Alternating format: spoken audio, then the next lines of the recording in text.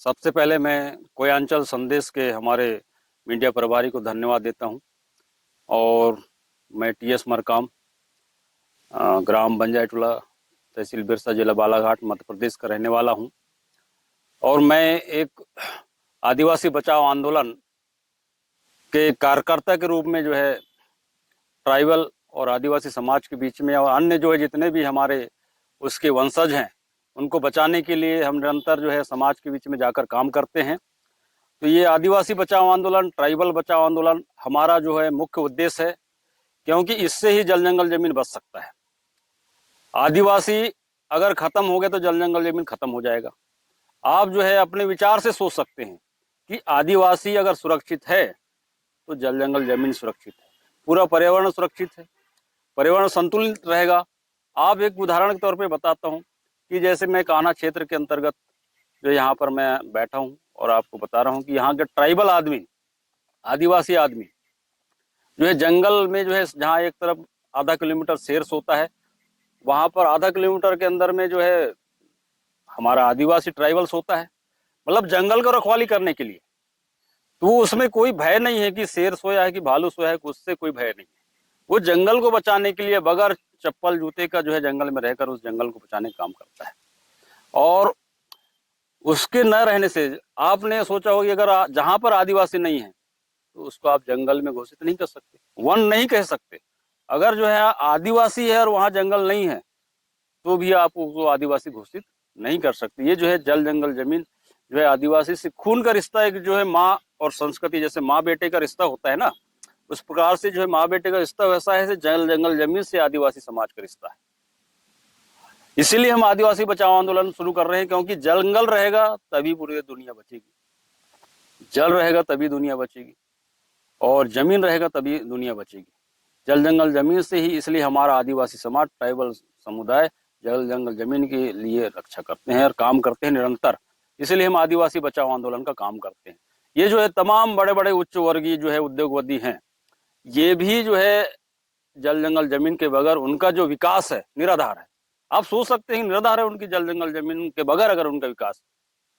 तो ये बहुत सारी चीजें हैं आपको जानने के लिए। आज देखोगे कि जमीन की बात करेंगे तो जमीन से हमारे आदिवासी समाज को विस्थापन किया जा रहा है, और जल जंगल जमीन से विस्थापन किया जा रहा है। तो वो जंगल है वहां से उसको विस्थापन हो गया तो विकास मॉडल। आज मैं वन विभाग की बात ले लें, वन विभाग में जैसे प्लांटेशन किया जाता है, सागौन, बांस, खमेर का प्लांटेशन किया जाता है। तो वो मिश्रित वन नहीं है, एक व्यापार की दृष्टि से सागौन को लगाया जाता है। आप सोचिए कि उसके नीचे कोई छोटा पेड़ नहीं जगता, वो पूरा वहां से मुरझा जाते हैं। तो जो मिश्रित वन है वही पर्यावरण को संतुलन करता है।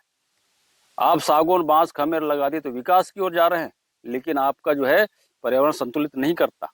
आज आप सोच सकते हैं कि हमारा आदमी, जैसे मैं छोटा था बचपने में, तो हमारे माँ बाप जंगल, सरकार भी बोलती है कि जल बचाओ जल बचाओ, जल बचाओ बोलती है, लेकिन जल कैसा बचाओ?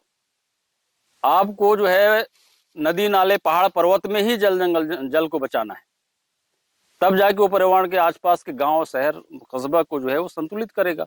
लेकिन हमारा आदमी आज हमारे आदिवासी समुदाय, अन्य उच्च वर्गीय समुदाय उस जल को सिंटेक्स के टैंक में बचा रहे हैं। दुकानदार व्यापारी, किराएदार वो बाटल में कैद करके रखा है पानी को। आप पूरे ब्रह्मांड में आप देखेंगे, पूरे धरातल में 71% पानी है और 29% धरातल है। तो 71% पानी में आपका पूरा मानव समुदाय कम से कम 50% पानी को बाटल में कैद कर लिया, सिंटेक्स के टैंक में कैद कर लिया। हमने दिल्ली, भोपाल जाकर देखे तो वहां पर हमारा एक बुजुर्ग, एक बुढ़ा, एक माता पिता रहते हैं, वो उनके लिए 3-4 सिंटेक्स के टैंक लगा रहता है, उसमें भर कर रखते तो वो पानी को कैद कर लेता है।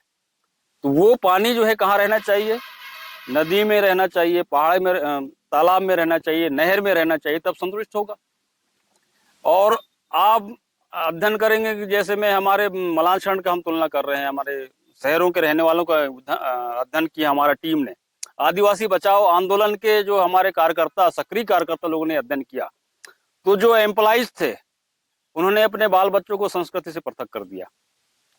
संस्कृति से दूर रखा। जैसे उनके बच्चे थे तो उनको फैसिलिटी से रखा कि बच्चे बेटा आप पढ़ते जाओ, आपको डॉक्टर बनना है, इंजीनियर बनना है, कलेक्टर बनना है, तो वो अपने बच्चे को, माँ जो है अपने बेटी को खाना भी नहीं बनाने दी, कपड़ा भी नहीं धोने दी और कुछ भी काम नहीं करने दी। आपको जो है बगैर जूती चप्पल का नहीं जाना है, ऑटो में स्कूल जाना है और वहां जाके पढ़ाई करना है, क्योंकि आपको डॉक्टर इंजीनियर बनना है। फ्रिज का रखा खाना है, कूलर पानी जो है आपका मतलब पंखे कूलर में रहना है, ये उनको उनके दिमाग में डाल दिया। वो पढ़ते गया बालक, उसके ब्लड का सर्कुलेशन रजिस्ट्रेशन पावर नहीं बढ़ा, वो कुछ काम नहीं किया।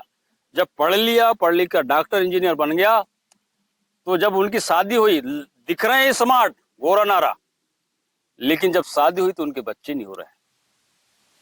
ये गर्व करने की बात है, मैं मजाक नहीं कर रहा हूं, मैं अब सच्चाई को बता रहा हूं। हमारा जो आदिवासी बचाओ आंदोलन के जो सक्रिय कार्यकर्ता लोग हैं, जैसे राहुल मड़ावी जी हैं, मसराम जी हैं और आनंद मड़ावी जी हैं, ऐसे जो है सक्रिय कार्यकर्ता जो उसमें टीम में सर्वे किया, तो 30 लोग ऐसे कर्मचारी मिले जो एक ही प्रोजेक्ट में काम कर रहे हैं, वही का, और पूरे भारत देश और पूरे वर्ल्ड का प्रोजेक्ट का हम अध्ययन करेंगे, तो हमारे बच्चे जो है घास बनते जा रहे हैं, इसलिए हम घास बनते जा रहे हैं। स्मार्ट तो लग रहे हैं, गोरा नारा लग रहा है, लेकिन बच्चे पैदा नहीं हो रहे हैं। तो भाई आगे जनरेशन को बढ़ाने के लिए आपको जो है कल्चर से जुड़ा रहना पड़ेगा, ब्लड का रजिस्ट्रेशन पावर बढ़ेगा आपका। अब जैसे अभी बिरसा मुंडा की आंदोलन चल रहा है, जो बिरसा मुंडा जो हमारे जल जंगल जमीन के संरक्षण के लिए महान क्रांतिकारी, भारत देश के वर्ल्ड दुनिया के लिए बहुत बड़ा क्रांतिकारी टंटे मामा और बिरसा मुंडा, इनके विचार जो ऐसा था, जैसे आदिवासी समाज का परिवर्तन क्यों नहीं हो रहा है, ट्राइबल का परिवर्तन क्यों नहीं हो रहा है, क्योंकि हम जो है जिस मैदान में है, जिस आंदोलन में चल रहे हैं, उस लड़ाई के कारण को नहीं जानते। इनका कथन था टंटे मामा और बिरसा मुंडा, लड़ाई के कारण को नहीं जानते और उसके लक्ष्य को नहीं जानते, इसलिए हम जो है हार जाते हैं। और जो लड़ाई के मैदान में लड़ाई के कारण को जानेगा और लक्ष्य को जानेगा, वो दुश्मन को मारने की शक्ति मिलती है उनको। ये इनका बिरसा मुंडा का कथन था और टंटे मामा का कथन था। आप अभी उदाहरण बता रहा हूं मैं, जो अभी 2020 और 19 में जो है आपका कोरोना काल चल रहा था, एक उदाहरण बता रहा हूँ कि लड़ाई के मतलब ऐसा नहीं कि हथियार और तलवार बारूद रख के हम जो लड़ लिए तो लड़ाई, वो आंदोलन नहीं।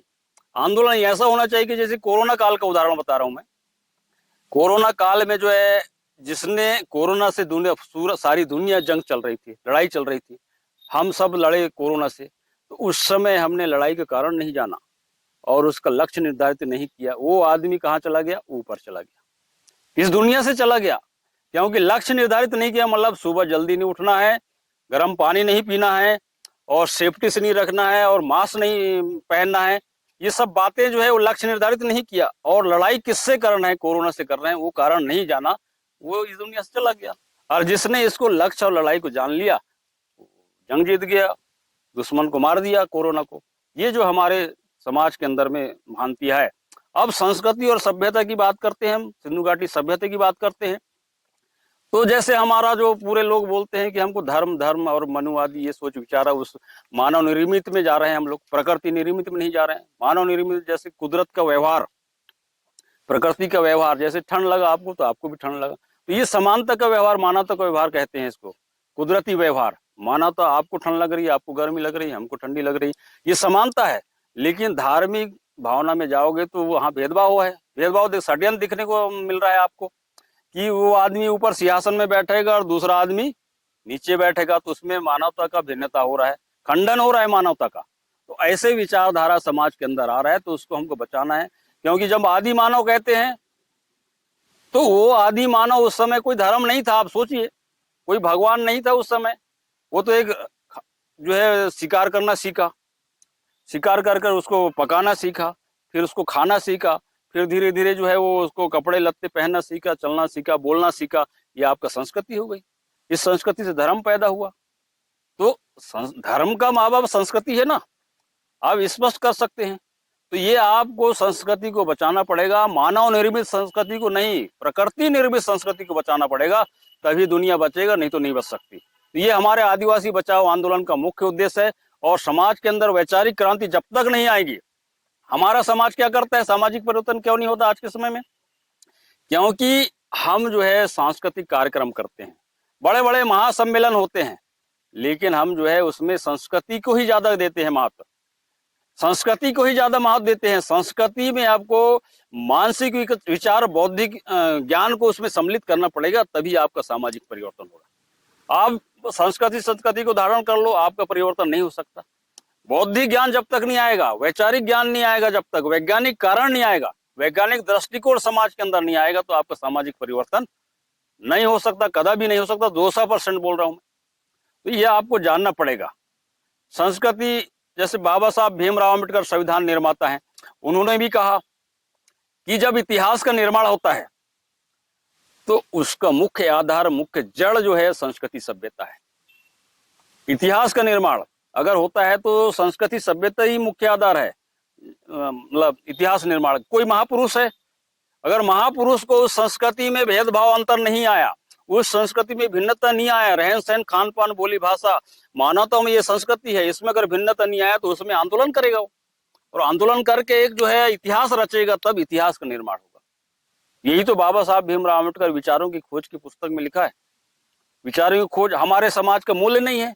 हमारा समाज का अधिकारी कर्मचारी जो है चुप रहता है, अपने जो है क्वालिटी को नहीं बताता, अपने ज्ञान को नहीं बताता, वहां पर दूसरे पे आश्रित रहता है। किसान भी तो दूसरे आश्रित, हमारा नेता भी है जनप्रतिनिधि चुना हुआ, तो जो आप जो रिजर्व सीट है, आरक्षण, जो रिजर्व सीट आपका संविधान में दिया गया है, उस संविधान में जीत कर जाता है, और जीता हुआ आदमी भोपाल और दिल्ली में जाकर हार जाता है, वहां जाकर हार जाता है भाई। इसलिए हमारे समाज का सामाजिक परिवर्तन नहीं हो रहा है। जो जीता हुआ आदमी यहां से जीत कर जाता है, भोपाल और दिल्ली में हार जाता है। हारने का मतलब है कि वहां जाकर चुप रहता है, संसद में, विधानसभा में कुछ नहीं बोलता, जो सही बातों को, समाज की सही बातों को वहां रखता नहीं। इसलिए हमारे समाज का सामाजिक परिवर्तन नहीं हो रहा है, विकास नहीं हो रहा है। अब आप देखेंगे कि जैसे अनुयायी और भक्त और प्रशंसक की बात करते हैं, भक्त और प्रशंसक और अनुयायी, तो हमारा आदमी जैसे अभी वर्तमान में मनुवादी व्यवस्था में जो है, वो जो हिंदू पर्व में होता है कि एक हवन कुंड रहता है, साइड में पंडित जी बैठा रहता है, सामने में भक्त रहते हैं और पीछे प्रशंसक रहते हैं। तो जब पंडित जी कहते हैं, मतलब अनुयायी किसको, भक्त को, कि आप नारियल चढ़ाइए, तब भक्त नारियल चढ़ाता है। अगरबत्ती चढ़ा बोलते हैं तो अगरबत्ती चढ़ाता है। फूल, पैसा और जो भी मिष्ठान चढ़ाने बोलता है तभी भक्त चढ़ाता है। अपने मन से भक्त कुछ नहीं करता, और पीछे का प्रशंसक ताली बजाने का काम करते हैं। तो ये हमारे समाज के जनप्रतिनिधि भक्त और प्रशंसक बने हुए हैं, अनुयायी नहीं बनते। इसलिए हमारे समाज का सामाजिक परिवर्तन नहीं हो रहा है। और दूसरी बात, हमारे समाज में डर भरा दिया जाता है, अंधविश्वास को डाल दिया जाता है। अंधविश्वास इतना डाल दिया कि वैचारिक नहीं आता, उसमें जो है वो सोचता नहीं कि जो है अगर हम सत्य ज्ञान करेंगे, बौद्धिक ज्ञान रहेंगे, वैज्ञानिक दृष्टिकोण रखेंगे, संविधान के ज्ञान रखेंगे, तभी हमारा सामाजिक परिवर्तन होगा। पढ़ता लिखता नहीं हमारा समाज। जैसे आदिवासी सप्ताह के संपादक KR शाह जी, पढ़ोगे तो जानोगे और जानोगे तो मानोगे। जब तक हमारा समाज पढ़ेगा नहीं और जानेगा नहीं तो कहां से मानेगा। हमारे जो कैडर आदिवासी बचाओ आंदोलन के महान संस्थापक इंजीनियर सतीश पेंदाम जी, जो समाज को जगाने के लिए रात दिन जो है कैडर देने का काम कर रहे हैं, वैचारिक रूप से, बौद्धिक रूप से, संवैधानिक रूप से और साहित्यिक रूप से, क्रांतिकारी विचारों से जो है वो समाज को जगाने का काम कर रहे हैं। KR शाह जी भी वो कर रहे हैं, और ऐसे तमाम बहुत सारे बुद्धिजीवी हैं, उनका अनुसरण समाज को करना चाहिए। आज उनका अधिकांश लोग जो है विरोध करते हैं कि आदिवासी सत्ता वाले KR साहब जो है क्या लिखते हैं, वो तो बाबा साहब के बारे में ज्यादा लिखते हैं, BSP के बारे में ज्यादा लिखते हैं। ऐसे हमारे समाज में भ्रांतियां फैलाई हुई है। और हमारे जो है इंजीनियर सतीश पेंद्राम जी को भी कहते हैं कि जो है कांग्रेस को सपोर्ट कर रहा है। अरे कांग्रेस को सपोर्ट करता तो कांग्रेस उसके बैनर तले में नहीं आता। वो तो सीधा समाजवाद की बात करते हैं, किसी पार्टी का जो है सदस्य ग्रहण नहीं किया। अगर किए होंगे तो बताइए। ये है कि उसको समाज से राजनीति पैदा होता है, वो ताकत बताने का काम करते हैं इंजीनियर सतीश पेंद्राम जी। राजनीति से समाज पैदा नहीं होता, समाज से राजनीति पैदा होता है। राजनीति का माँ बाप समाज होता है। आदिवासी समाज के अंदर राजनीतिक चेतना कैसे आएगी? जो भारत के संविधान में 5वीं अनुसूची और 6वीं अनुसूची का जो लेख कराने वाले महान जो हमारे जो है जयपाल सिंह मुंडा, उन्होंने जो है आदिवासी समाज में राजनीतिक चेतना की शुरुआत की थी कि कैसे चेतना आएगी। तो इस बारे में जो है राजनीति को जाना है, लेकिन समाज के अंदर राजनीतिक चेतना कैसे आएगी, इसको हमारा समाज नहीं सोच रहा है, समझ नहीं पा रहा है कि राजनीतिक चेतना आएगी तभी आपका सामाजिक परिवर्तन आएगा। क्योंकि राजनीतिक चेतना समाज में नहीं है, वो सही बातें, सही तथ्य, सही जो है प्रश्न को जो है विधानसभा और लोकसभा में नहीं रख सकता हमारा जनप्रतिनिधि। तो ये जो है हमको ये क्वालिटी केडर के माध्यम से होगा, साहित्य के माध्यम से होगा, जो के.आर. शाह कर रहे हैं, सतीश पेंदाम जी कर रहे हैं, और हमारे जो है झारखंड के बहुत जो बुद्धिजीवी लोग हैं, बहुत लोग जो है जिनका मैं नाम नहीं जानता, वो सब तमाम लोग अलग अलग ढंग से कर रहे हैं। लेकिन मैं इन लोगों से अनुरोध करता हूं, जितने भी हमारे राष्ट्रीय स्तर के लोग हैं, वो समाज को एक करने के लिए एक मंच पे आए, तभी आपका सामाजिक परिवर्तन होगा। जब तक सामाजिक एक मंच में नहीं आएंगे, सामाजिक परिवर्तन नहीं हो सकता। अब जैसे कांग्रेस को सपोर्ट करना है, कांग्रेस को सपोर्ट नहीं करते, के.आर. शाह हो चाहे इंजीनियर सतीश पेंद्राम हो।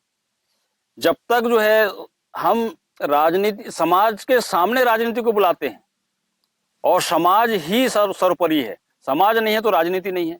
अभी चुनाव होता है 5 साल में, आपने देखा होगा कि 5 साल में जितने भी जनप्रतिनिधि रहते हैं 4 साल तक चुपचाप रहते हैं, और आखिरी टाइम में जब से चुनाव करीब आता है तो वो घर घर जाते हैं। सारे जनप्रतिनिधि, पूरा भारत देश के लोग, अलग अलग जाति, संप्रदाय, धर्म के लोग जो है एक झंडा लेकर एक लाइन से खड़ा होते हैं और भारत को एक करने की बात करते हैं। ऐसा लगता है 15 दिन में जो है जो एकीकरण है वो मौसमी पौधे के समान है। अगर साल भर 5 साल चले, हर जनप्रतिनिधि गरीब अमीर सबके पास जाता है कि आपकी समस्या क्या है, चुनाव के दौरान 15 दिन के लिए, प्रचार के दौरान।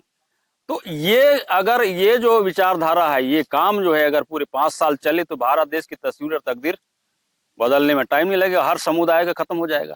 अब अधिकांश उच्च वर्गीय लोग बोलते हैं कि आरक्षण खत्म कर दो, आरक्षण ने देश को बर्बाद किया। तो मैं ऐसे लोगों को विचार देना चाहता हूं कि अगर आरक्षण खत्म करना चाहते हो तो आप सबसे पहले जाति खत्म करिए। इस देश के अंदर जाति भेद और लिंग भेद सबसे बड़ा समस्या है। इस समस्या पर जो है कोई नहीं सोच रहा है। जाति भेद और लिंग भेद खत्म हो गया तो आपको आरक्षण देने की जरूरत नहीं पड़ेगी। किसी एक जात कर दो भारत देश के अंदर तो पूरा भारत देश की तस्वीर और तकदीर बदल जाएगी। मैं अंचल संदेश के जो हमारे मीडिया प्रभारी हैं, आपका बहुत बहुत धन्यवाद। आपका शुक्रगुजार हूं कि मेरे विचारों को आपने जो है रिकॉर्ड करने का कोशिश किया।